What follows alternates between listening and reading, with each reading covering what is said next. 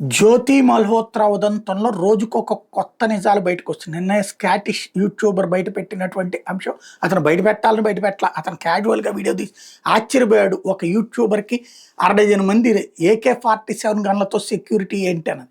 అదే ఇప్పుడు వైరల్ అయింది. అలాగే ఈ జ్యోతి మల్హోత్రా పూరి వెళ్ళి అక్కడ డ్రోన్ ద్వారా విజువలైజ్ చేసింది.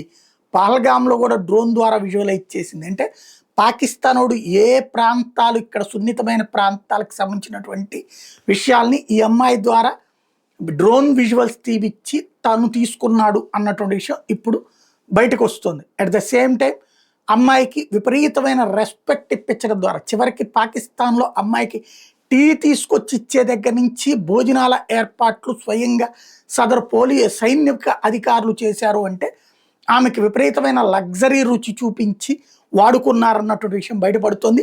అది తెలియలేదా అంటే జ్యోతికి తెలిసినే ఈ కుట్రలో పార్టిసిపేట్ చేసింది అన్నటువంటిది ఇప్పుడు ప్రధానమైన అంశం.